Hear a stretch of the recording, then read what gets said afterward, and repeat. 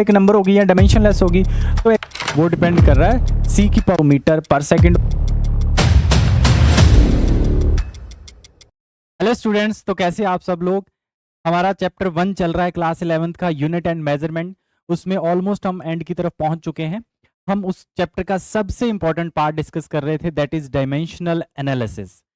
Last class में यानी कि कल वाली क्लास में हम लोगों ने बात करी थी डायमेंशनल एनालिसिस की कुछ इंपॉर्टेंट एप्लीकेशन, जिसमें 4 तरह की एप्लीकेशंस हमने पढ़ी थी। यस और नो? आप पीछे से अपने नोट्स देख लीजिए और नोटबुक लेके बैठ जाइए।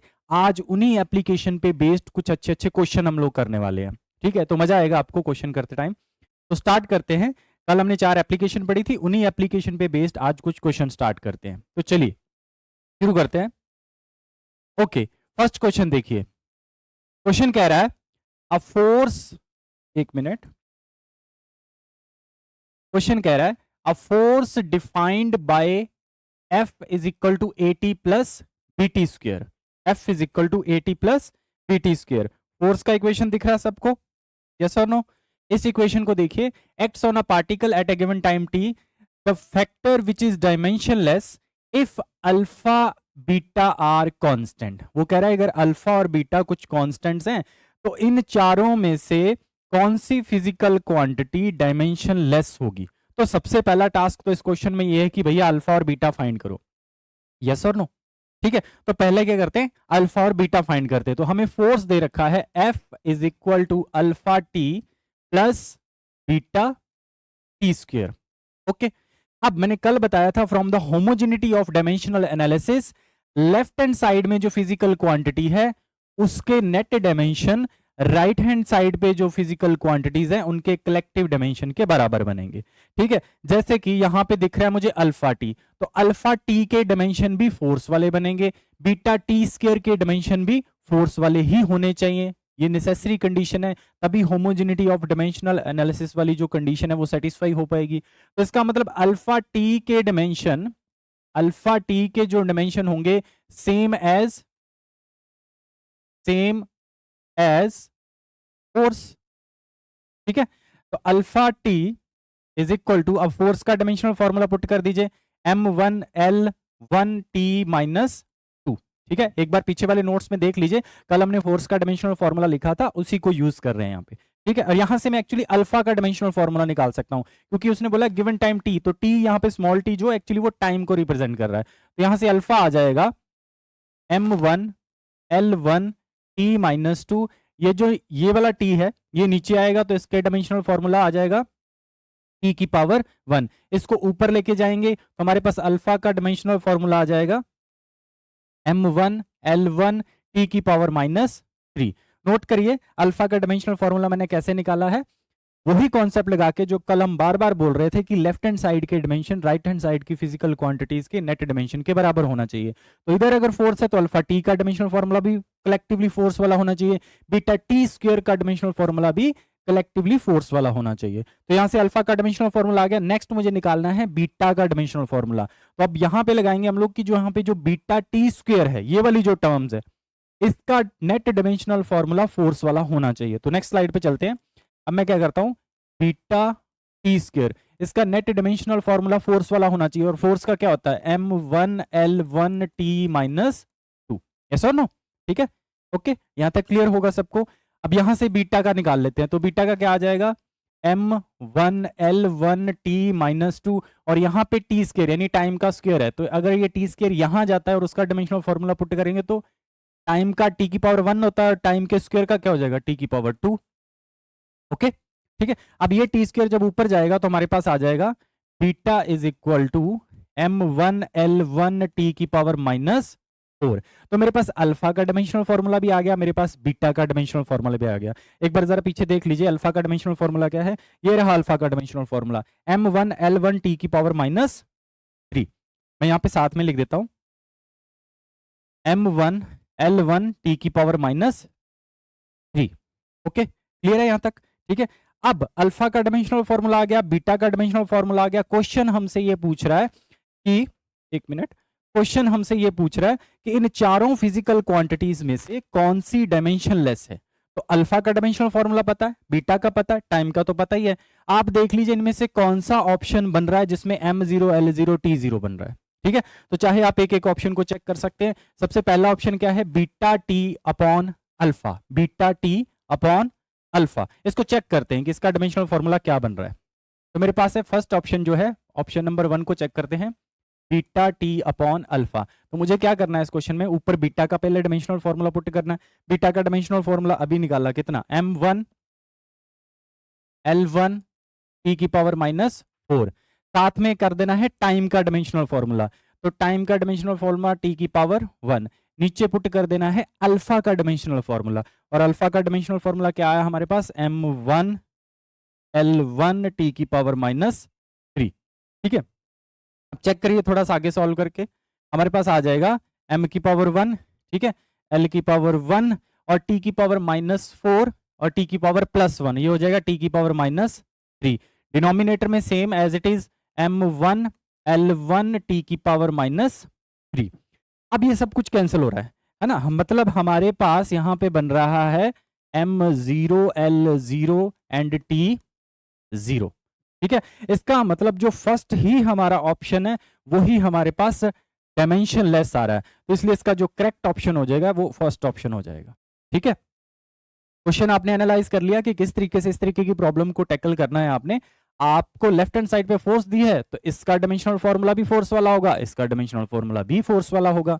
पहले इसका डायमेंशनल फॉर्मूला फोर्स के बराबर रख के मैंने अल्फा निकाल लिया, फिर इसका डायमेंशनल फॉर्मूला फोर्स के बराबर रख के मैंने बीटा निकाल लिया, फिर अल्फा बीटा आ गया, उसके बाद चारों ऑप्शन में से देख लो कौन सा ऑप्शन हमें रिक्वायर्ड रिजल्ट दे रहा है, यानी किस ऑप्शन से हमारे पास डायमेंशन लेस क्वांटिटी बन रही है। तो ऑप्शन ए ही सही हो गया यहाँ पे। ठीक है, आगे बढ़ते हैं। चलिए क्वेश्चन नंबर 2 देखिए जल्दी से, ये आप केमिस्ट्री में भी पढ़ेंगे, हम लोग फिजिक्स में भी पढ़ेंगे, जब हम थर्मोडायनेमिक्स की बात करेंगे वहां पे हम लोग एक इक्वेशन पढ़ेंगे, वंडरवाल गैस इक्वेशन। ठीक है, तो ये इक्वेशन कुछ इस तरीके से दिखती है, इसमें सारी क्वांटिटीज के बारे में बोल रखा है। P यहाँ पे प्रेशर है, V यहाँ वॉल्यूम है, कैपिटल R को यूनिवर्सल गैस कांस्टेंट बोलते हैं, और T को यहाँ पे टेम्परेचर बोला गया है। यहाँ पे दो अननोन है, एक तो है A और दूसरा है B। तो कल हमने बोला था ना कि किसी भी फॉर्मूला में अगर आपको किसी अननोन का डायमेंशनल फॉर्मूला निकालना हो तो वो कैसे निकालते हैं। यहाँ पे एक्चुअली उसने यही क्वेश्चन पूछ लिया हमसे, उसने कहा find the dimensional formula for a by b, मतलब a का निकालिए, b का निकालिए और a बाय b कर दीजिए, सिंपल है ना। ठीक है, तो करते हैं। अब देखिए इक्वेशन है मेरे पास, इसका सोल्यूशन करते हैं। इक्वेशन है मेरे पास p plus a by B square, और साथ में मल्टीप्लीकेशन में है v minus B is equal to R T. कल हमने एक बड़ी इंपॉर्टेंट बात करी थी कि सिमिलर क्वांटिटी में सिमिलर क्वांटिटी ही ऐड हो सकती है, कभी प्रेशर में डायरेक्ट वॉल्यूम नहीं ऐड हो सकता, कभी प्रेशर के अंदर फोर्स नहीं ऐड हो सकती। तो वही चीज यहां पे मैं लगा रहा हूं। आप फर्स्ट ब्रैकेट को देखिए जरा, इस ब्रैकेट को ध्यान से देखिए, इसमें ये है प्रेशर, प्रेशर के अंदर ये क्वांटिटी ऐड हो रही है। इसका मतलब ये हुआ कि अगर प्रेशर के अंदर कोई क्वांटिटी ऐड हो रही तो उसका डायमेंशनल फॉर्मूला भी प्रेशर वाला ही होगा, समझ गए। अगले ब्रैकेट को देखिए, इस ब्रैकेट को देखिए, इसमें वॉल्यूम में माइनस बी ऐड हो रहा है ना, वॉल्यूम में माइनस बी ऐड हो रहा है। इसका मतलब ये हुआ कि यहाँ पे जो बी है उसका डायमेंशनल फॉर्मूला भी वॉल्यूम वाला ही होना चाहिए। ओके, क्लियर, ये चीज समझ आ रही है ना। ये हमने कल भी बात करी थी कि सिमिलर क्वांटिटी में सिमिलर क्वांटिटीज ही ऐड होती, कभी फोर्स में एक्सेलरेशन नहीं ऐड होती। मल्टीप्लिकेशन डिवाइड हो सकती हैं क्वांटिटीज जिनके डिफरेंट डायमेंशंस हो, बट डिफरेंट डायमेंशंस की क्वांटिटी कभी सीधी ऐड या सब्ट्रैक्ट नहीं होती। तो वही लॉजिक मैं यहाँ पे लगाने वाला हूँ। उससे हेल्प मुझे ये मिलेगी कि मुझे एक्चुअली ए का डायमेंशनल फॉर्मूला पता चल जाएगा, यहाँ से बी का पता चल जाएगा। देखो वॉल्यूम में अगर वॉल्यूम में ऐड होता, वॉल्यूम में से वॉल्यूम ही सब्ट्रैक्ट होता, तो बी का तो आप सीधा देख के बता दोगे, बी का तो सबसे पहले लिखते हैं। ठीक है, द डायमेंशनल फॉर्मूला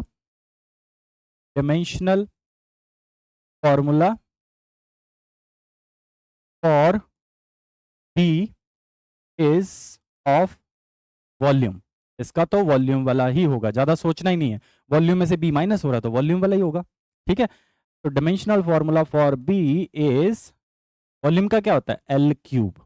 ठीक है, बी का तो हमने बड़ा इजीली निकाल लिया। अब निकालते हैं हम लोग ए का डायमेंशनल फॉर्मूला। आप देखिए ए बाय वी स्क्वायर पूरी टर्म प्रेशर में ऐड हो रही है, इसका मतलब ये हुआ कि a by v square have the same dimension,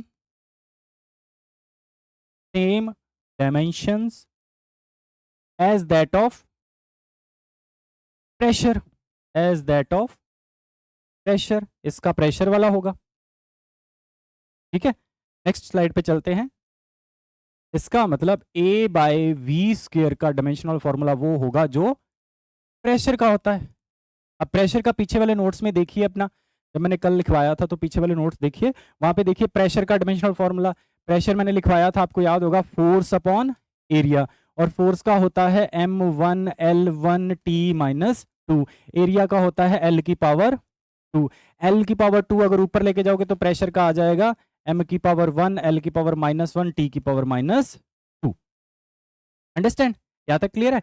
अब ये प्रेशर का फॉर्मूला यहाँ पुट कर दीजिए तो आपके पास आ जाएगा m1 L की पावर -1, T की पावर -2। चेक कर लीजिए एक बार, कोई गलती तो नहीं हुई। L ऊपर जाएगा तो नेगेटिव हो जाएगा। ठीक है, इधर है मेरे पास A, नीचे है वॉल्यूम का स्क्वायर। देखिए वॉल्यूम का स्क्वायर, इसका मतलब क्या हो गया, L की क्यूब और फिर उसका स्क्वायर, है ना?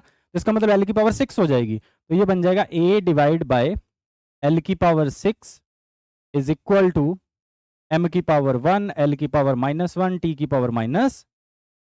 ठीक है, इसको आप उधर ले जाइए तो आपके पास A यहां से आ जाएगा m की पावर 1, L की पावर -1, T की पावर -2, और साथ में हमारे पास ये वाली L की पावर 6 भी इधर चली जाएगी। ठीक है, स्टेप ऑलरेडी, ये स्टेप क्लियर हो रहे हैं ना आपको? ठीक है, तो हमारे पास A आ जाएगा यहां से m1 L की पावर बन जाएगी 5 और T की पावर बन जाएगी -2।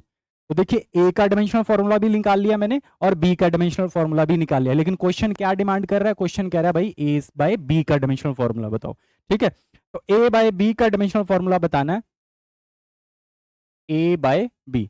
ऊपर A का पुट कर देते हैं, अभी हमने A का लिखा, क्या लिखा, m1 L की 5 T -2, m1 L की पावर 5 T -2। नीचे B, अभी मैंने बताया था वॉल्यूम में वॉल्यूम ऐड होता तो B का क्या हो जाएगा, सिंपली L की क्यूब। ठीक है, ये अगर ऊपर जाएगा तो A बाय B का डायमेंशनल फॉर्मूला बन जाएगा m की पावर 1, ये कटेगा तो L की पावर 2, T की पावर माइनस, सिंपल। ओके, ये हमारा फाइनल आंसर हो गया। ठीक है, क्वेश्चन करने में हेल्प हो रही है ना कि कैसे करने हैं? सिंपली वही जो 4 प्रॉपर्टीज हमने पढ़ी हैं, उन्हीं के जो लॉजिक मैंने कल बताए थे आपको जब हम उनको डिस्कस कर रहे थे, और कुछ कुछ क्वेश्चन भी डिस्कस किए थे, वहां पे जो भी लॉजिक बताए थे सारे आज फिर से अप्लाई हो रहे हैं। बस आज प्रैक्टिस के लिए कुछ क्वेश्चन मैंने ऐड किए हैं, तो दैट कि आपको आइडिया लग जाए कि क्वेश्चन को प्रोसीड कैसे करना है।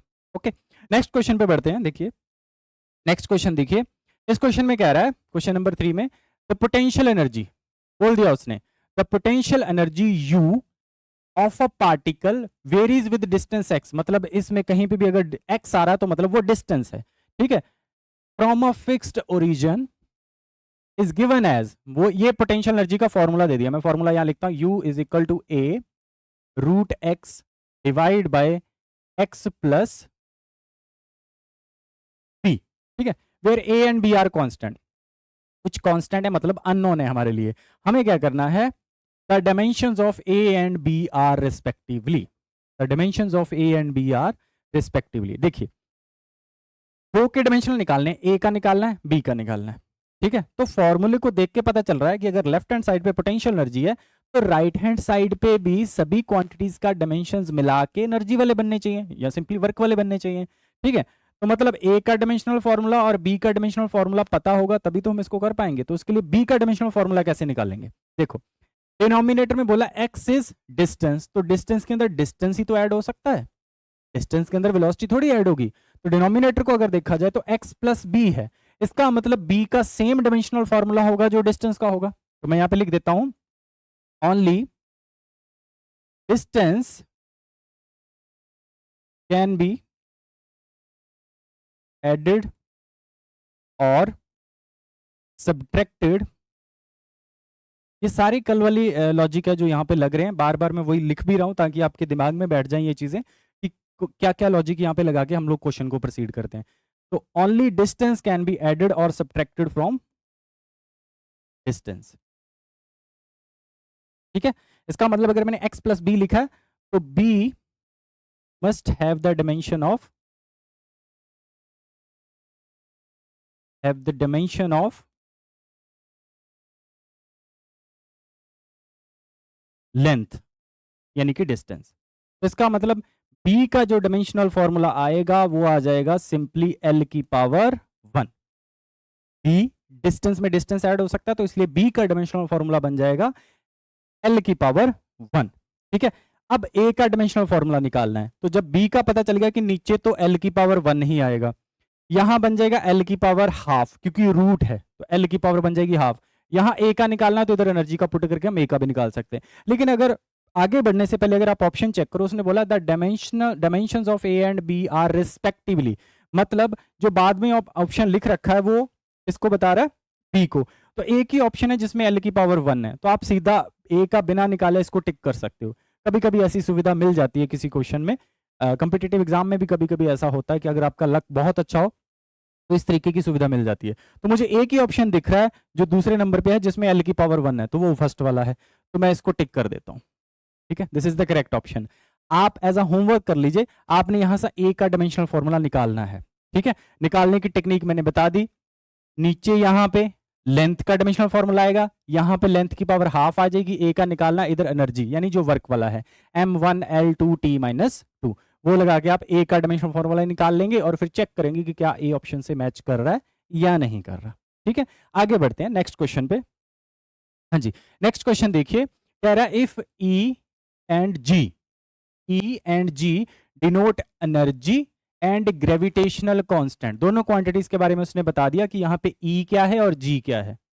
ठीक है, E और G दोनों के बारे में बताया उसने। E तो एनर्जी है, ठीक है, और G है यूनिवर्सल ग्रेविटेशनल कांस्टेंट। मैंने कल वाली क्लास में भी आपको बोला था कि आप G का डायमेंशनल फॉर्मूला जरूर निकालिए, अगर नहीं निकाला तो अभी देख लेते हैं कि क्या आएगा। ठीक है, देन E बाय G, यहां पे वो पूछ रहा है then E by G has the dimensions of, तो E बाय G का डायमेंशनल फॉर्मूला निकालना है। E का डायमेंशनल फॉर्मूला तो बड़ी जल्दी से सीधा ही लिख दोगे। E का डायमेंशनल फॉर्मूला तो सिंपली वर्क वाला ही आएगा, यानी कि m1l2t -2। G का डायमेंशनल फॉर्मूला निकालने के लिए हम लोग यूनिवर्सल लॉ ऑफ ग्रेविटेशन का एक्चुअल फॉर्मूला यूज करते हैं, वहां से G का डायमेंशनल फॉर्मूला भी आ जाएगा। ठीक है, ये क्लास 9th में भी आपने ये फॉर्मूला पढ़ा था, मैं उसी फॉर्मूले को यूज कर रहा हूं।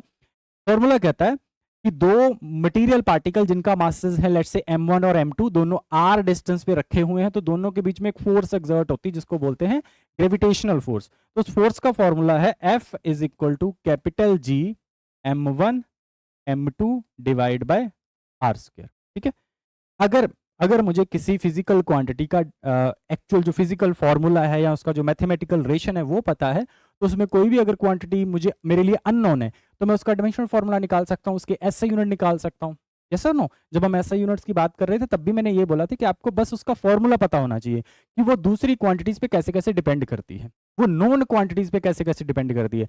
इस फॉर्मूले को देखो, मास आपके लिए नोन है, डिस्टेंस का स्क्वायर आपके लिए नोन है, फोर्स आपके लिए नोन है, तो जी का डायमेंशनल फॉर्मूला निकाल लेंगे। कैसे निकालेंगे, जी को रखो एक साइड पे, बाकी सब दूसरी साइड ले जाओ, F into R square divide by नीचे क्या आ जाएगा m1 इंटू m2।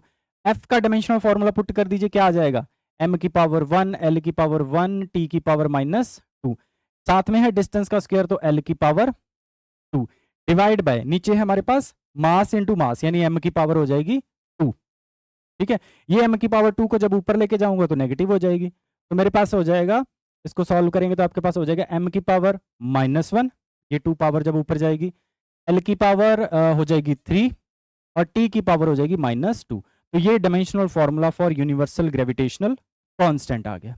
ठीक है, इसको चाहे आप याद ही कर लीजिए कि ये कितना होता है, क्योंकि बहुत सारे क्वेश्चन स्कूल एग्जाम में या कॉम्पिटिटिव एग्जाम में जी को लेके पूछे जाते हैं, जी को लेके, एच को लेके और सी को लेके। जो मैंने 3 फंडामेंटल कांस्टेंट बताए थे ना आपको, यूनिवर्सल ग्रेविटेशनल कांस्टेंट हो गया, नेक्स्ट मेरे पास प्लैंक्स कांस्टेंट हो गया, और उसके बाद स्पीड ऑफ लाइट, ये तीनों फंडामेंटल कांस्टेंट माने जाते हैं। इनके डायमेंशनल फॉर्मूला आपको जरूर याद होने चाहिए। ठीक है, बाकी बेसिक क्वांटिटीज के तो आपको होने ही चाहिए। ठीक है, अंडरस्टैंड। अच्छा, मुझे E का डायमेंशनल फॉर्मूला पता चल गया, G का डायमेंशनल फॉर्मूला पता चल गया, मुझे निकालना किसका था, E बाय G। ठीक है, तो कर देते हैं नेक्स्ट E बाय G। तो E बाय G, E का क्या आया है मेरे पास m1l2t -2 डिवाइड बाय G का अभी हमने निकाला, G का क्या है m-1l3t की पावर -2 आया है हमारे पास, m-1l3t की पावर -2। एक बार चेक कर लेंगे दोबारा से, m1 m-1 L3 t power -2। इसको फर्दर सॉल्व कर लीजिए, क्या आ रहा है, ये -1 की पावर जब ऊपर जाएगी तो प्लस की हो जाएगी, इसका मतलब m की पावर बन जाएगी 2। यस और नो, -1 जब ऊपर जाएगी तो प्लस हो जाएगी, 1 + 1 2 बन जाएगा। ये l की पावर उसके साथ कटेगी तो ऊपर जाके बन जाएगी l की पावर -1। ये t की पावर कट जाएगी, मतलब t की पावर आ जाएगी 0। तो E/g का जो डायमेंशनल फॉर्मूला बनना चाहिए वो कुछ ये बनना चाहिए, m2 l-1 t0। एक बार ऑप्शन देख लेते, कोई ऑप्शन मैच कर रहा है या नहीं कर रहा। एक मिनट,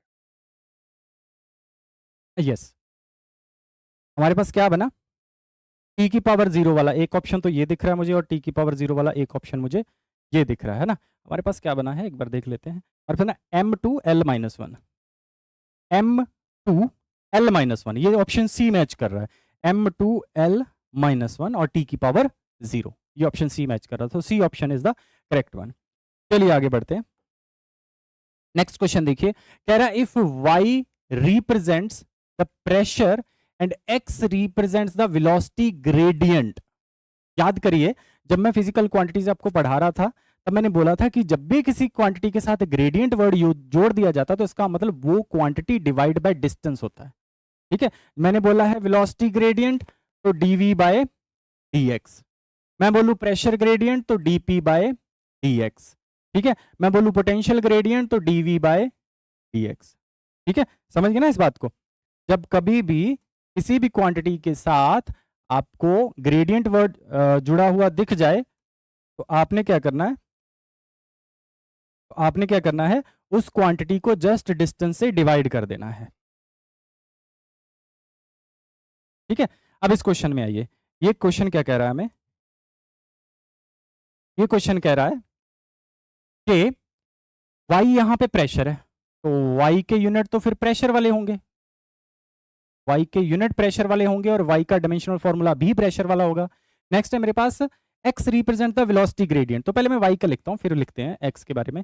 y मेरे पास हो गया प्रेशर, तो प्रेशर का अभी हमने पीछे भी लिखा था m1 l-1 t की पावर माइनस, ठीक है, ये पीछे प्रेशर की अभी डायमेंशनल फॉर्मूला लिखा था। फिर कह रहा है वेलोसिटी ग्रेडियंट, देखो वेलोसिटी ग्रेडियंट का मतलब ये हो गया, x के बारे में बोल रहा है कि वो है वेलोसिटी ग्रेडियंट, तो अगर वेलोसिटी ग्रेडियंट तो वेलोसिटी डिवाइड बाय डिस्टेंस रहा होगा, अभी वेलोसिटी ग्रेडियंट बना है, इसका मतलब ऊपर जाएंगे आ जाएंगे वेलोसिटी के, यानी कि l1 t-1, नीचे आ जाएंगे डिस्टेंस के, तो डिस्टेंस क्या होता है, डिस्टेंस इज सिंपली l की पावर 1, तो l की पावर 1 से l की पावर 1 कट गया तो हमारे पास x आ गया यहां से t की पावर -1।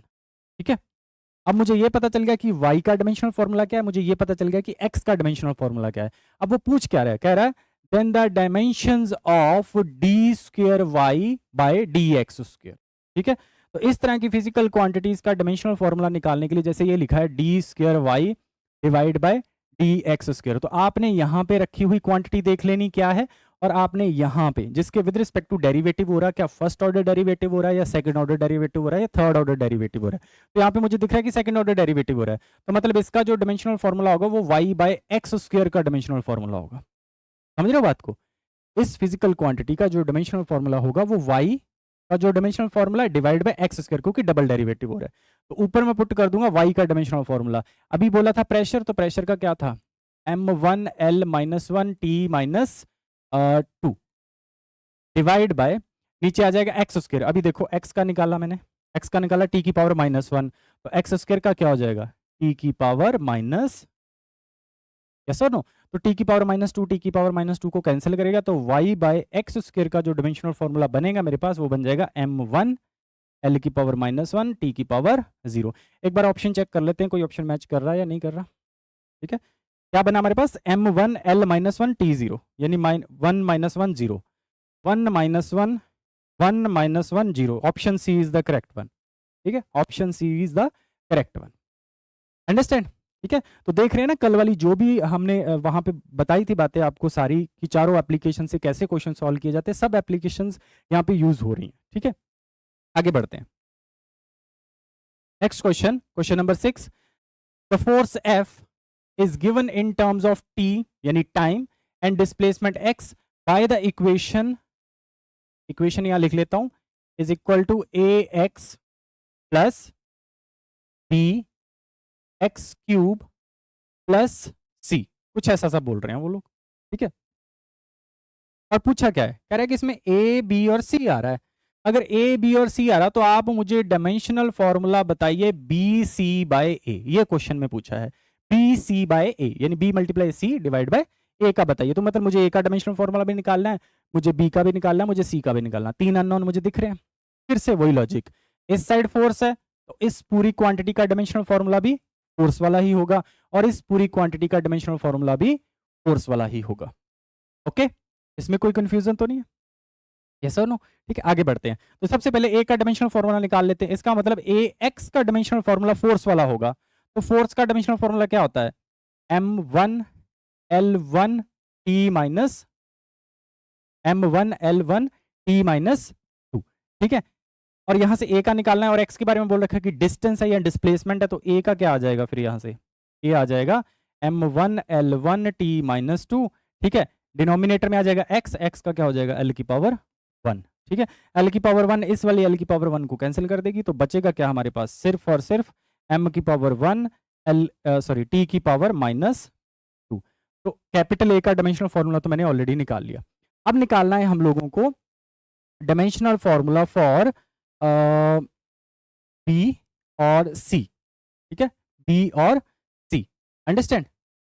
ये क्वांटिटी आपको दिख रही है? ओके, अब इस क्वांटिटी में देखिए वो बोल रहा है कि बी एक्स क्यूब प्लस सी, ठीक है। तो बी और सी का जो डायमेंशनल फॉर्मूला होगा उसको देखते हैं। ऐसा करता हूं, बी को मैं अंदर मल्टीप्लाई कर देता हूं इस इक्वेशन में, ठीक है। तो इस इक्वेशन को मैं नेक्स्ट स्लाइड पे दोबारा लिख रहा हूं, इसमें बी को अंदर मल्टीप्लाई कर देता हूं, तो मेरे पास आ जाएगा ए एक्स प्लस, ये बन गया मेरे पास b x cube plus b c, ठीक है। अब ना एक सुविधा हमें ये हो गई कि हमें बी और सी का अलग अलग निकालने की जरूरत नहीं। अगर थोड़ा सा दिमाग लगाओ तो आप देखोगे ये फोर्स है, इसका डायमेंशनल फॉर्मूला भी फोर्स वाला होना चाहिए, इसका डायमेंशनल फॉर्मूला भी फोर्स वाला होना चाहिए, और इसका डायमेंशनल फॉर्मूला भी फोर्स वाला ही होना चाहिए। तो बीसी का अलग से निकालने की जरूरत नहीं है, क्वेश्चन में उसने पूछा ही बीसी का है, तो बीसी का तो भाई फोर्स वाला ही होगा। इसका मतलब बी और सी का मल्टीप्लीकेशन में जो डायमेंशनल फॉर्मूला होगा वो होगा m1 l1 t की power minus 2, m1 l1 t की पावर माइनस 2। तो बीसी का भी पता चल गया, ए का हम पहले निकाल चुके हैं, तो B C divide by a का क्या हो जाएगा जो कि क्वेश्चन में पूछा है। पहले ऊपर बीसी का लिख देता हूं, m1 l1 t की पावर माइनस 2, ठीक है, डिवाइड बाय ए का डायमेंशनल फॉर्मूला। ये देखिए ए का डायमेंशनल फॉर्मूला निकाला हमने, यहाँ पे क्या निकाला था? m1 t की पावर माइनस 2, m1 t की पावर माइनस 2, ठीक है। जो कैंसिल हो रहा है कैंसिल कर दीजिए, और बी सी बाय ए निकाल लीजिए क्या आ रहा है। तो बी सी बाय ए आ रहा है, m1 से m1 कैंसिल, बचेगा मेरे पास m0 l की पावर 1 और t की पावर माइनस 4, ठीक है। चेक कर लीजिए कोई गलती तो नहीं हुई? नहीं, t की पावर माइनस 4 नहीं, t की पावर बनेगी हमारे पास 0, ठीक है। t की पावर बनेगी 0, -4 नहीं बनेगी, 0 बनेगी, ठीक है। तो बचा बना क्या हमारे पास? m0 l1 t0। ऑप्शन देखते हैं कौन सा ऑप्शन सही बन रहा है। ओके, m0 l0 नहीं, l की पावर 1 बनी थी, t की पावर 0 बनी थी। Option D is the correct one. एक बार चेक कर लेते हैं, गलती तो नहीं हो रही, ठीक है। m0 l1 t की पावर 0, m0 l की पावर 1 t की power 0। Okay, option D is correct, ठीक है। ओके, तो नेक्स्ट हमारे पास है क्वेश्चन नंबर 7। देखिए क्वेश्चन नंबर 7 क्या कह रहा है। क्वेश्चन नंबर 7 में दे रखा है the frequency new of a vibrations of a stretched string depends upon, किन किन चीजों पे डिपेंड कर रही है? The length of the string, जो स्ट्रिंग की लेंथ है उसको ऐसे करके स्ट्रेच किया हुआ है, मान लो उसकी लेंथ l है, तो उसके अंदर जो वाइब्रेशंस प्रोड्यूस करवाई हैं हमने वो किन किन चीजों के ऊपर डिपेंड कर रही है, यानी उन वाइब्रेशंस की फ्रीक्वेंसी किन किन चीजों के ऊपर डिपेंड कर रही है, ये एक्चुअली क्वेश्चन है, ठीक है। तो देखिए पहले नंबर पे तो उसकी लेंथ पे डिपेंड कर रही है। For example, for the moment मान लो हम उसकी लेंथ को l ले लेते हैं, ठीक है। नंबर 2, इट्स मास पर यूनिट लेंथ। अब मास पर यूनिट लेंथ को हम लोग फॉर द मोमेंट लैम्डा से डिनोट करते हैं, और ये होता क्या है? मास पर यूनिट लेंथ, ठीक है। तीसरी चीज, the tension T in the string. Tension T simply एक फोर्स है और उस पर भी डिपेंड करती है, ठीक है। तो ये तीन फिजिकल क्वांटिटीज के ऊपर जो वाइब्रेशंस की फ्रीक्वेंसी है वो डिपेंड कर रही है, ठीक है। हमसे पूछा क्या है? कह रहा है obtain dimensionally an expression for the frequency. तो जो 4 एप्लीकेशन हमने डिस्कस करी थी, इफ यू रिमेंबर, चारों की चारों एप्लीकेशन देख लीजिए अपने नोट्स में। चारों की चारों एप्लीकेशन में एक एप्लीकेशन हमने ये भी पढ़ी थी कि किसी भी फॉर्मूला को या किसी भी मैथमेटिकल या फिजिकल रिलेशन को हम लोग डिराइव कर सकते हैं यूजिंग डायमेंशनल एनालिसिस। तो ये क्वेश्चन एक्चुअली उस पे बेस्ड है। तो मैंने बताया था कि इस तरह के क्वेश्चन को आप लोगों को कैसे टैकल करना है। आप लोग से जो क्वांटिटी पूछी जा रही है उसको उन क्वांटिटीज के ऊपर डिपेंड करवा लीजिए। जैसे उसने पूछा है कि फ्रीक्वेंसी निकालिए, तो फ्रीक्वेंसी जो है मान लेते हैं किस किस पे डिपेंड कर रही है। सबसे पहले लेंथ ऑफ द स्ट्रिंग की पावर लेट्स से एक्स पे डिपेंड कर रही है, ठीक है। और मास पर यूनिट लेंथ यानी कि लैम्डा, और लैम्डा की पावर लेट्स से वाई पे डिपेंड कर रही है, ठीक है।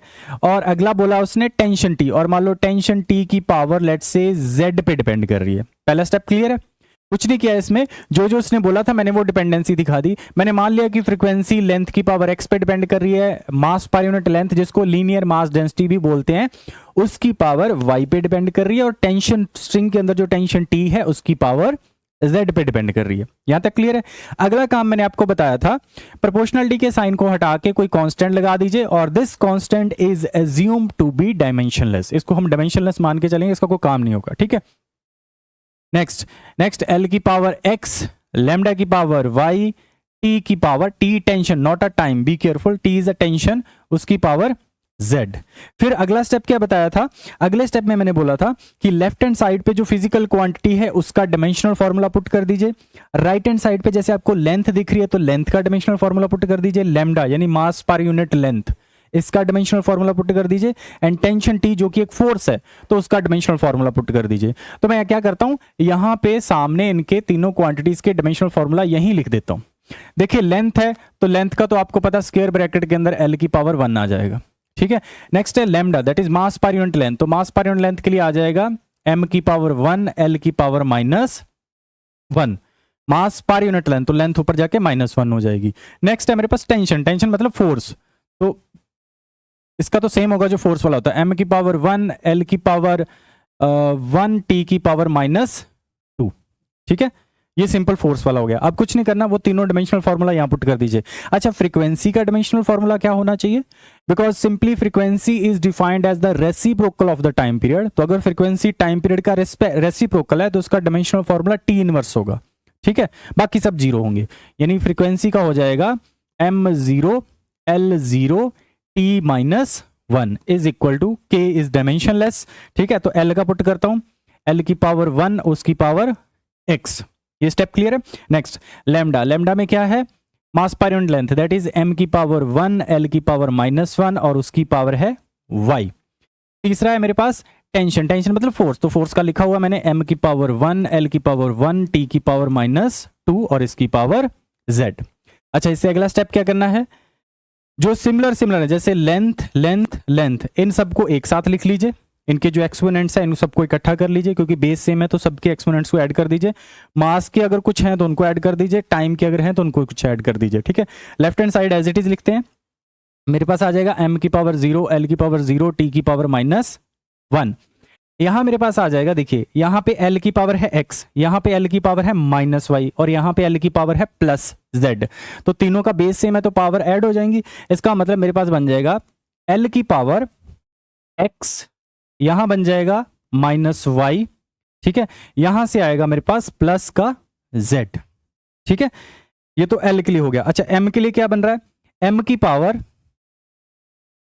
की पावर यहां से बन रही है y, प्लस का y, यहां से बन रही है प्लस का z, ठीक है।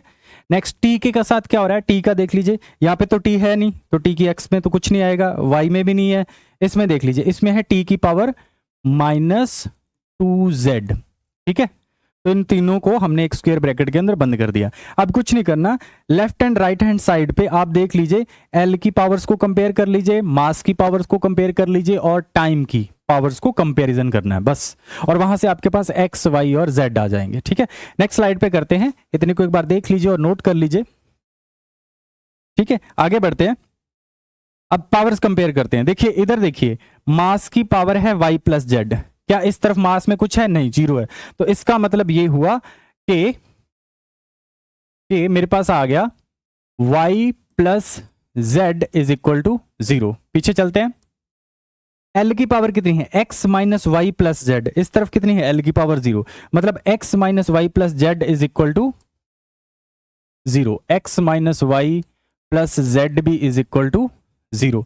तीसरा नंबर 3 पे है मेरे पास, एक मिनट, तीसरा है मेरे पास t की पावर माइनस 2z, t की पावर माइनस 2z, और इस तरफ क्या है t की पावर माइनस 1। तो नेक्स्ट आ जाएंगे मेरे पास minus 2z is equal to minus 1। तो यहां से जरा सॉल्व करिए, z की वैल्यू तो सीधी यहां से निकल रही है, मेरे पास आ रही है z की वैल्यू हाफ, z की वैल्यू तो सीधी यहां से हाफ आ रही है। अगर मैं ये z की वैल्यू उठा के इस इक्वेशन में पुट कर दूं, ये z की वैल्यू उठा के इस इक्वेशन में पुट कर दूं, तो मेरे पास y की वैल्यू कितनी आ रही है, y की वैल्यू आ जाएगी प्लस हाफ, यहां पुट करेंगे तो उधर जाके माइनस हाफ, तो y की वैल्यू आ जाएगी माइनस हाफ।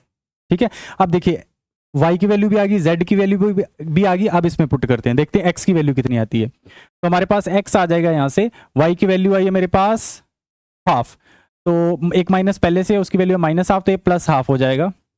z की वैल्यू प्लस हाफ है ऑलरेडी, इज इक्वल टू 0। इसको सॉल्व करेंगे तो हमारे पास x की वैल्यू आ जाएगी माइनस 1, x की वैल्यू आ जाएगी माइनस 1। ठीक है, अब देखते हैं एक्स वाई जेड वापस उस फ्रीक्वेंसी वाली इक्वेशन में पुट करके कि फ्रीक्वेंसी का एक्चुअल फॉर्मूला क्या बन रहा है। ठीक है, देखते हैं। तो हमने लिखा था जो फ्रीक्वेंसी है that is k times length की पावर मैंने लिखी थी x, तो लेंथ की पावर आ रही है माइनस 1। ठीक है, फिर मैंने लिखा था लेमडा, लेमडा यानी मास पर यूनिट लेंथ, उसकी पावर मैंने लिखी थी y, तो y की वैल्यू कितनी आई है माइनस हाफ, तो मतलब लेमडा की पावर आई है माइनस हाफ। ठीक है, और नंबर 3 पे मैंने लिखा था टेंशन, टेंशन की पावर मैंने लिखी थी z, और z की वैल्यू आई है मेरे पास प्लस हाफ। ठीक है, इसको थोड़ा सा और लिखते हैं अच्छे से, तो मेरे पास आ जाएगा k, इसको नीचे ले जाता हूं, l इनवर्स नीचे जाएगा तो l हो जाएगा। यहां पे मेरे पास बन रहा है t की पावर हाफ अपॉन लेमडा की पावर हाफ। ठीक है, यही बन रहा है। अब इसको मैं दोनों को एक ही रूट में कर देता हूं, तो मेरे पास फ्रीक्वेंसी का जो फॉर्मूला बनेगा वो बन जाएगा constant of proportionality divide by length, square root के अंदर आ गया मेरे पास t upon lambda, t upon lambda. Okay, and this is our final answer. Clear है ये? ठीक है, इसको एक बार देख लीजिए हमने क्या किया, इस पूरे जो इस क्वेश्चन को सोल्यूशन निकाला, इसमें क्या किया हम लोगों ने, सिंपली जो जो फिजिकल क्वांटिटी पे गिवन फिजिकल क्वांटिटी डिपेंड कर रही थी उसकी डिपेंडेंसी को x, y और z से दिखाया। ठीक है, और वो डिपेंडेंसी दिखाने के बाद डायमेंशनल एनालिसिस की हेल्प से उस x, y और z की वैल्यू निकाली, वापस उस फॉर्मूले में पुट करी, तो मेरे पास वो गिवन मैथमेटिकल रिलेशन डिराइव हो गया। ठीक है, इस तरह की टेक्निक का हम लास्ट वाले जो क्लास 11th के चैप्टर है वहां पे इसका यूज भी करते हैं बहुत सारी डेरिवेशन करने के लिए। ठीक है, तो होपफुली आपको क्लियर हुआ होगा। बढ़ते हैं नेक्स्ट क्वेश्चन की ओर। नेक्स्ट क्वेश्चन है मेरे पास, find the value of 60 joule per minute, ध्यान देना 60 joule per minute on a system that has 100 gram 100 centimetre and 1 minute as the base unit. ठीक है, ध्यान दीजिए 100 gram 100 centimetre and 1 minute as a base unit. तो आपको यहां पे ग्राम सेंटीमीटर देख के ये नहीं कंफ्यूज होना कि ये सीजीएस यूनिट है, ये कोई नया सिस्टम उसने दिया है, उसने बोला कोई नया सिस्टम ऑफ यूनिट है, उसके अंदर 100 ग्राम को एक बेस यूनिट माना गया है, 100 सेंटीमीटर को एक बेस यूनिट माना गया है, और 1 मिनट को भी एक बेस यूनिट की तरह कंसीडर किया गया है। ठीक है, ओके, तो चलिए देखते हैं, इसको करते हैं। तो जैसा मैंने टेक्निक बताई थी कि एक सिस्टम ऑफ यूनिट में आपको उस गिवन फिजिकल क्वांटिटी की न्यूमेरिकल वैल्यू गिवन है, आपको उसी फिजिकल क्वांटिटी की न्यूमेरिकल वैल्यू किसी नए सिस्टम ऑफ यूनिट में पूछी जाती, तब भी हम डायमेंशनल एनालिसिस का यूज करते हैं।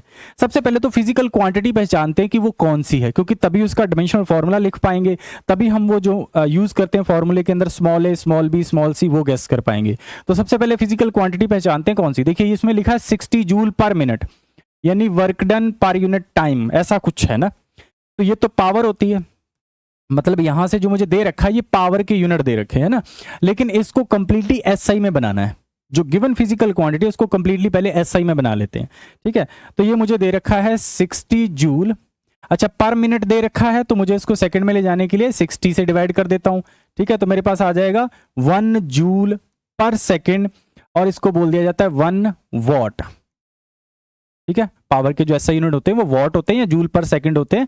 ठीक है, इसका मतलब ये हुआ कि मुझे जो गिवन फिजिकल क्वांटिटी है वो एसआई में 1 वॉट दी है और वो मुझसे किसी नए सिस्टम ऑफ यूनिट में उसकी वैल्यू पूछ रहा है जिसका बेस यूनिट 100 ग्राम है, 100 सेंटीमीटर एंड 1 मिनट है।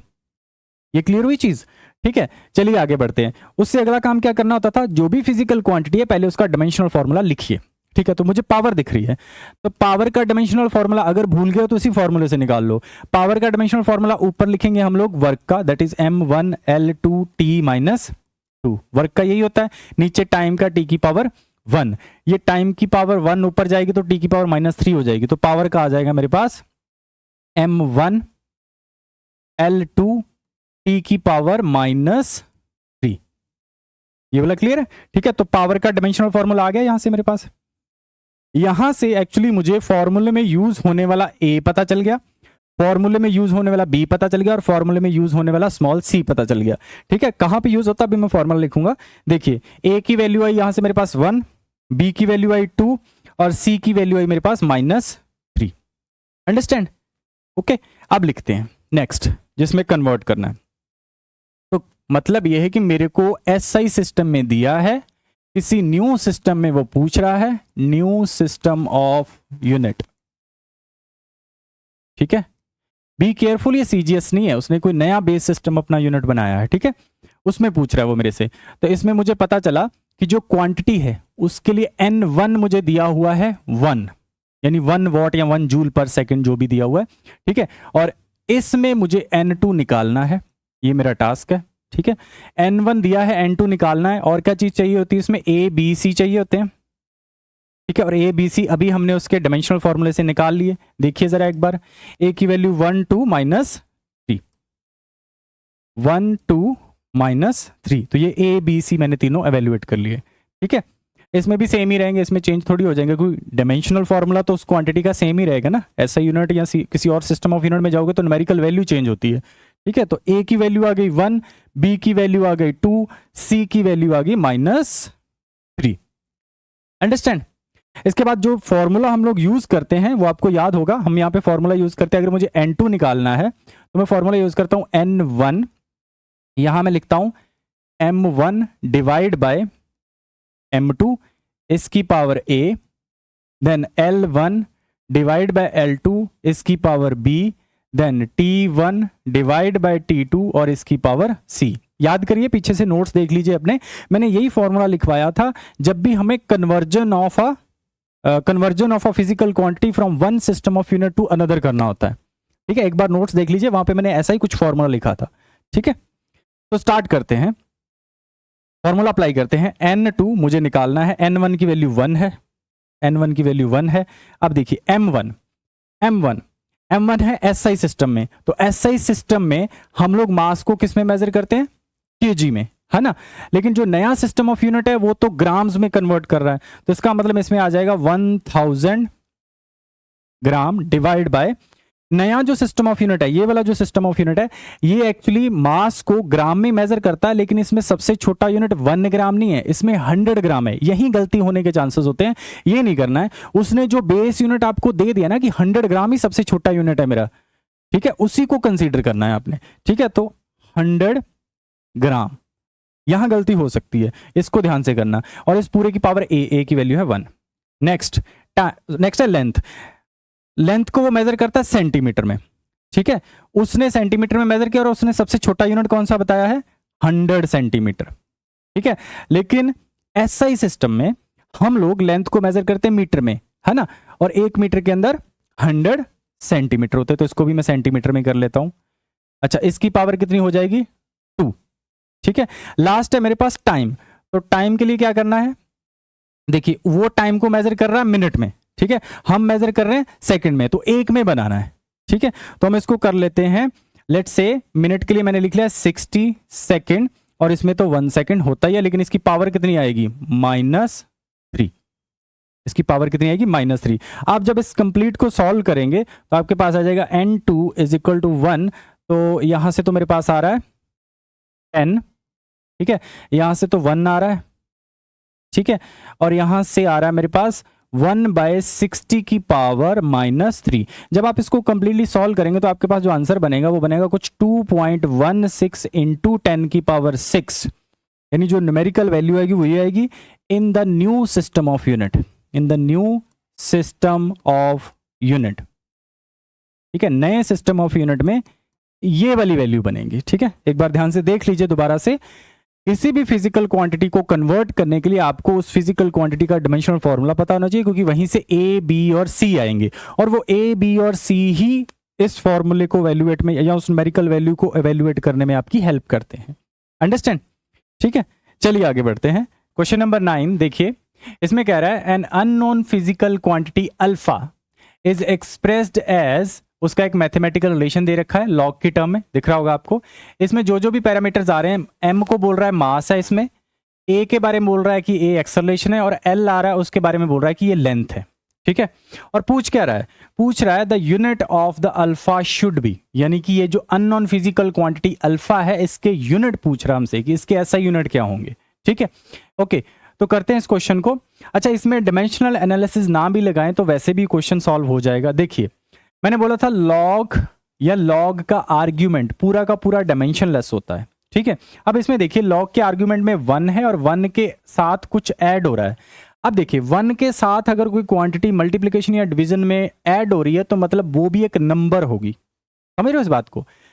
आर्ग्यूमेंट के अंदर 1 प्लस समथिंग है, यानी कि 2 beta L divide by M A है, तो इसका मतलब ये फिजिकल क्वांटिटी भी कोई नंबर होगी, क्योंकि मैंने बोला है कि नंबर के अंदर नंबर ऐड होता है, फोर्स के अंदर फोर्स ऐड होती है, एक्सेलरेशन के अंदर एक्सेलरेशन ऐड होती है या सब्ट्रैक्ट होती है। तो अगर यहाँ पे एक नंबर है तो ये पूरी क्वांटिटी भी एक नंबर होगी, यानी कि सिंपल एक नंबर होगी या डायमेंशनलेस होगी।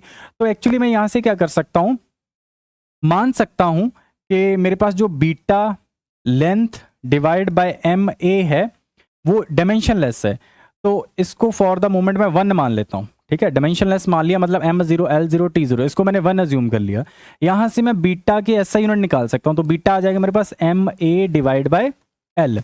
अब देखिए मास इंटू एक्सेलरेशन, ये तो मुझे फोर्स जैसा दिख रहा है, तो मतलब ऊपर जो चीज है इसके तो ऐसा यूनिट आ जाएंगे फोर्स वाले। फोर्स के क्या होते हैं? kg मीटर पर सेकेंड स्क्वायर, या फिर हम सीधा न्यूटन भी लिख सकते हैं। तो फॉर द मोमेंट मैं इसको न्यूटन लिख देता हूं, डिवाइड बाय नीचे है लेंथ, लेंथ के क्या होते हैं? मीटर, तो बीटा के ऐसा यूनिट मेरे पास आ गया न्यूटन पर मीटर। ठीक है, यहां से बीटा निकालना जरूरी था क्योंकि अल्फा के यूनिट निकालने के लिए हमें उसमें बीटा की जरूरत पड़ रही है। क्लियर है ये वाला पॉइंट? ठीक है, देखिए इसको, अल्फा के ऐसा यूनिट निकालने के लिए मुझे बीटा की जरूरत पड़ रही है, तो पहले मैंने बीटा के ऐसा यूनिट निकाले, और बीटा के ऐसा यूनिट निकालने के लिए मैंने बोला कि नंबर के अंदर नंबर ही ऐड हो सकता है, और अगर नंबर के अंदर नंबर ही ऐड हो सकता है तो इस पूरे क्वांटिटी के कलेक्टिव डायमेंशन कुछ भी नहीं होंगे, तो इसको मैंने इन जनरल 1 मान लिया। ठीक है, मैं इसको डायमेंशनल एनालिसिस से भी कर सकता था। उसके लिए क्या करना था? पहले बीटा का डायमेंशनल फार्मूला निकालता, फिर यहां पुट करता, यहां से मैं अल्फा का डायमेंशनल फार्मूला निकालता, और डायमेंशनल फार्मूला देख के फिर ऐसा यूनिट बोल पाता कि अच्छा इसमें अगर एल की पावर 1 आ रही है तो मीटर होगा, एल की पावर 1 टी की पावर -1 आ रही है तो मीटर पर सेकेंड होगा, ऐसा कुछ बोलता। ठीक है, लेकिन मैंने उस झंझट में नहीं पड़ा। मैंने क्या किया, सिंपली उसको 1 बोल दिया और यहीं से सीधे ऐसा यूनिट ही निकाल लिए। अब आगे बढ़ते हैं। अब आगे मैं बोल रहा हूं कि जो अल्फा है वो 2ma डिवाइड बाय बीटा है। अब देखिए ये तो पूरी की पूरी क्वांटिटी यूनिटलेस है, लॉग और उसका आर्गुमेंट पूरी की पूरी क्वांटिटी यूनिटलेस है, डायमेंशनलेस है। अंडरस्टैंड? तो इसका मतलब ये हुआ कि अगर मुझे अल्फा के एसआई यूनिट चाहिए तो मुझे बस इस क्वांटिटी के एसआई यूनिट पता होने चाहिए, ma डिवाइड बाय बीटा। ठीक है, 2 इन जनरल नंबर है तो अल्फा के क्या आ जाएंगे? फिर देखिए ma फिर से फोर्स जैसा दिख रहा है तो इसके क्या हो गए? न्यूटन। ठीक है, नीचे बीटा है तो बीटा के अभी निकाले हमने न्यूटन पर मीटर, और पर मीटर ऊपर चला जाएगा तो न्यूटन से न्यूटन कैंसिल, आंसर आ जाएगा मीटर। तो इसका करेक्ट आंसर होगा ऑप्शन ए। ठीक है, तो इस क्वेश्चन में भी आप देख रहे हैं, ध्यान से देखिए इसको, हमने डायमेंशनल एनालिसिस का यूज नहीं किया, सिंपली एसआई यूनिट की हेल्प से ही जिस भी गिवन फिजिकल क्वांटिटी के एसआई यूनिट निकालने थे वो निकाल लिए। क्वेश्चन को डायमेंशनल एनालिसिस से भी किया जा सकता था लेकिन वो लेंथी था।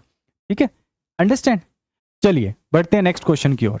नेक्स्ट क्वेश्चन है हमारे पास, which of the following does not have the similar dimension? इनमें से किस फिजिकल क्वांटिटी के सिमिलर डायमेंशन नहीं है? इनमें से किस फिजिकल क्वांटिटी के सिमिलर डायमेंशन नहीं है? तो देखते हैं, हमारे पास है स्ट्रेस है और प्रेशर है, एंगल है, स्ट्रेन है, टेंशन है और सरफेस टेंशन है, प्लैंक्स कांस्टेंट है और एंगुलर मोमेंटम है। तो उसमें से देखिए जो स्ट्रेस और प्रेशर है, तो स्ट्रेस और प्रेशर दो सिमिलर सी फिजिकल क्वांटिटीज हैं। जब हम सिंपल सॉलिड मैकेनिक्स पढ़ते हैं तब हम देखते हैं, सॉलिड डायनामिक्स या सॉलिड मैकेनिक्स, जब हम स्ट्रेस स्ट्रेन का या यंग्स मॉडुलस का डिस्कशन करते हैं तब हम इन चीज़ों को डील करते हैं। वहाँ पे हम स्ट्रेस को डिफाइन कर देते हैं कि स्ट्रेस के सेम ही यूनिट होते हैं जो प्रेशर वाले होते हैं, तो इनके तो सेम हो गए। अच्छा, एंगल भी डिमेंशनलेस है, स्ट्रेन भी डिमेंशनलेस है, तो ये तो डिमेंशनलेस हो गए। ठीक है, जो टेंशन है और सरफेस टेंशन है इसको देखते हैं। अब आपको नाम से सेम लग रहा होगा, टेंशन के तो होते हैं फोर्स वाले, टेंशन के तो सेम होते हैं जो फोर्स के होते हैं, लेकिन जो सरफेस टेंशन है इसको फॉर द मोमेंट मैंने एस से डिनोट किया, और ये होता है फोर्स पर यूनिट लेंथ, फोर्स पर यूनिट लेंथ। और फोर्स के क्या होते हैं, m1 l1 t-2 और लेंथ के l की पावर 1। ठीक है, इसका मतलब ये हुआ कि सरफेस टेंशन और टेंशन के सिमिलर डायमेंशन नहीं है, और यही उसने पूछा था, तो हमें ऑलरेडी अपना आंसर मिल गया है। ठीक है, आप इसके खुद से चेक कर सकते हैं प्लैंक कांस्टेंट के और एंगुलर मोमेंटम के। देखिए प्लैंक कांस्टेंट के निकालने के लिए आपको एक एनर्जी का एक रिलेशन यूज करना पड़ेगा, E = h न्यू। यहाँ पे E एनर्जी है, h प्लैंक्स कांस्टेंट है, और न्यू जो है that is frequency, that is frequency. तो h आ जाएगा मेरे पास E/न्यू। तो E जो है एनर्जी है, तो ये आ जाएगा m1 l2 t⁻⁻2 divide by new जो है वो है t⁻⁻1, और t⁻⁻1 इसके साथ कट जाएगा, तो मेरे पास आ जाएगा m⁻1 l⁻2, और t की पावर इसके साथ कटेगा तो t की पावर बन जाएगी सिर्फ -1। ये तो आगे प्लैंक कांस्टेंट के, ये तो आगे प्लैंक्स कांस्टेंट के डायमेंशंस। अब पता कर लेते हैं एंगुलर मोमेंटम के। तो आप आगे बढ़ेंगे, जब हम रोटेशनल मोशन पढ़ेंगे तब हम देखेंगे कि एंगुलर मोमेंटम को L से लिखते हैं, और उसका सिंपलेस्ट फॉर्मूला आता है mvr। यहाँ पे m मास है, v वेलोसिटी है या स्पीड है, और r जो है रेडियस है। तो यहाँ से L का डायमेंशनल फॉर्मूला निकालते हैं। m के लिए तो आ गया m⁻1, वेलोसिटी के लिए आ गया l⁻1 t⁻⁻1, और रेडियस के लिए आ गया l⁻1। इसको जरा सॉल्व कीजिए तो मेरे पास बन रहा है m⁻1 l⁻2 t⁻⁻2। तो ये बना एंगुलर मोमेंटम का। अभी पीछे किसका लिखा था हमने, प्लैंक कांस्टेंट का, तो बिल्कुल सेम बन रहे हैं, m1 l2 t-1 sorry, m1 l2 t-1 आएगा, सॉरी t-1। ठीक है, ऑलमोस्ट सेम बन रहे हैं ना। ये एंगुलर मोमेंटम का हो गया और ये हमारे पास प्लैंक कांस्टेंट का हो गया। अंडरस्टैंड? ठीक है, तो आंसर तो हमें थर्ड ऑप्शन में मिल गया था, लेकिन हमने निकाल के देख लिए कि क्या इनके भी सेम है या डिफरेंट है। ठीक है, और निकालने कैसे हैं ये मैंने आपको पहले भी बताया कि उस फिजिकल क्वांटिटी का सिंपल एक मैथमेटिकल फॉर्मूला जरूर आपको याद होना चाहिए, चाहे कोई भी फॉर्मूला याद है। जैसे मुझे एंगुलर मोमेंटम का MVR याद था, तो मैंने वहां से चेक किया। ठीक है, अंडरस्टैंड? चलिए आगे बढ़ते हैं। नेक्स्ट लास्ट क्वेश्चन ये कह रहा है Young's modulus of elasticity y। यहां पे एक नई क्वांटिटी इसने इंट्रोड्यूस करी है, यंग्स मॉडुलस। और मैं पहले ही बताता हूं यंग्स मॉडुलस फिर से हम उसी चैप्टर में पढ़ेंगे जहां पे हम स्ट्रेस और स्ट्रेन का डिस्कशन पढ़ेंगे। ठीक है, मैकेनिकल प्रॉपर्टीज ऑफ सॉलिड नाम से एक चैप्टर है, वहां पे हम पढ़ेंगे। और यहाँ पे जो बोला है यंग्स मॉडुलस ऑफ इलास्टिसिटी, इसका सेम डायमेंशंस होते हैं जो प्रेशर के होते हैं, और या फिर सेम डायमेंशंस होते हैं जो स्ट्रेस के होते हैं। ठीक है, तो अगर लिखा है यंग्स मॉडुलस तो इसका जो डायमेंशनल फॉर्मूला है सेम होगा जो प्रेशर वाला होगा। और प्रेशर का क्या होता है, अभी हमने लिखा था m1 l-1 t-2, क्योंकि प्रेशर होता है force per unit area. Understand? ठीक है, नेक्स्ट कह रहा in terms of the 3 derived quantities, namely पहले बोल रहा है ग्रेविटेशनल कांस्टेंट g। तो ग्रेविटेशनल कांस्टेंट का मैं आपको बार बार बोल रहा था कि ग्रेविटेशनल कांस्टेंट हो गया, प्लैंक कांस्टेंट हो गया, इनका डायमेंशनल फॉर्मूला चाहे आप याद ही कर लीजिए कि क्या होता है। ठीक है, gravitational constant g, Planck's constant h and speed of light c। वो कह रहा है कि ये जो यंग्स मॉडुलस है वो इन तीन के ऊपर कुछ इस तरीके से डिपेंड कर रहा है कि c की पावर तो है अल्फा, प्लैंक्स कांस्टेंट की पावर है बीटा, और g की पावर है गामा। कुछ इस तरीके से आ रहा है। ठीक है, और हमसे कह रहा है कि अल्फा, बीटा और गामा एवेल्युएट करिए। तो फिर से वही टेक्निक लगानी है, मतलब ये कि हमें फॉर्मूला डिराइव करना है यंग्स मॉडुलस का इन terms of c, h and g। Understand? तो देखिए c मतलब स्पीड ऑफ लाइट, तो इसका तो स्पीड वाला डायमेंशनल फॉर्मूला होगा। h का अभी मैंने पीछे वाली स्लाइड में निकाल दिया। g का हमें निकालना पड़ेगा, तो g है यूनिवर्सल ग्रेविटेशनल कांस्टेंट। इसका एक बार निकाल के देख लेते हैं। हम एक फॉर्मूला पढ़ेंगे F = ये आपने क्लास 9th में भी पढ़ा था, universal gravitational forces between two material particle क्या होता है, Gm1 m2 divide bye are square. यहां से मुझे कैपिटल G निकालना है, तो कैपिटल G क्या आ जाएगा, फोर्स इनटू डिस्टेंस का square divide bye m1 into m2। तो मेरे पास G आ जाएगा, यहां से फोर्स का पुट कर देता हूं, m1 L1 T माइनस 2, ठीक है, फोर्स का पुट कर दिया। नेक्स्ट देखिए, नेक्स्ट मैंने पुट कर दिया डिस्टेंस, तो डिस्टेंस के लिए L की पावर 2 डिवाइड बाय, नीचे है मास, दोनों मासेस हैं तो m की पावर 2 कर देता हूं, ठीक है। इसको थोड़ा सा सॉल्व करेंगे तो आपके पास बन जाएगा m की पावर -1, L की पावर 3 और T की पावर -2 बनेगा, ठीक है। मैं नेक्स्ट स्लाइड पे लिख रहा हूं, तो G का आ गया मेरे पास m की पावर -1, L की पावर बनेगी यहां से 3 और T की पावर बनेगी यहां से -2। एक बार चेक कर लेते हैं दोबारा से, m की पावर 1, L की पावर बन जाएगी 3 और T की पावर बन जाएगी -2, ठीक है। तो ये मैंने G का निकाल लिया। प्लैंक कांस्टेंट का अभी पीछे लिखा था, एक बार पीछे वाली स्लाइड पे जाके देख लेते हैं, है ना। ये देखिए प्लैंक कांस्टेंट का यहां लिखा था 1 2 -1, इसको यूज करते हैं सीधा यहां पे, m1 L2 T -1, ठीक है। और स्पीड ऑफ लाइट का आपको पता है, speed of light is simply m0 L1 T -1, इसका तो सिंपल स्पीड वाला ही होगा, ठीक है। अब जो वो बोल रहा है उसको लगाते हैं, और यंग्स मॉडुलस का मैंने आपको बता दिया कि प्रेशर वाला होता है, ठीक है। चलिए आगे बढ़ते हैं। वो कह रहा है कि जो यंग्स मॉडुलस है वो C की पावर अल्फा, H की पावर बीटा और G की पावर गामा पे डिपेंड कर रहा है ना, ऐसे ही बोला है। ये देखिए उसने कहा वो डिपेंड कर रहा है C की पावर अल्फा, H की पावर बीटा और G की पावर गामा पे डिपेंड कर रहा है ना। इसको आगे प्रोसीड करते हैं। तो जैसे जैसे डिपेंडेंसी बोल रहा है वैसे वैसे कर देते हैं। अब C का डायमेंशनल फार्मूला पुट कर देते हैं। C का डायमेंशनल फार्मूला क्या है, L की पावर 1 T की पावर -1 उसकी पावर अल्फा। H का क्या है, H के लिए अभी लिखा ऊपर, H का है M की पावर 1 L की पावर 2 T की पावर -1 और उसकी पावर बीटा। अच्छा G का क्या है, G का बिल्कुल ऊपर लिखा हुआ M की पावर -1 L की पावर 3 और T की पावर -2, ठीक है, यहां तक क्लियर है। अच्छा इस साइड हमें पुट करना है यंग्स मॉडुलस का, और अभी मैंने बताया यंग्स मॉडुलस का वही डायमेंशनल फॉर्मूला जो प्रेशर का होता है, और प्रेशर का you know very well, force per unit area that is m1 L -1 और T -2, ठीक है, m1 L -1 और T -2, ठीक है। अब कुछ नहीं करना, इधर क्या सिंपली करना हम लोगों को, कॉमन जो पावर्स हैं उनको इकट्ठा कर लीजिए, सॉरी जो कॉमन बेस वाले हैं उनको इकट्ठा कर लीजिए।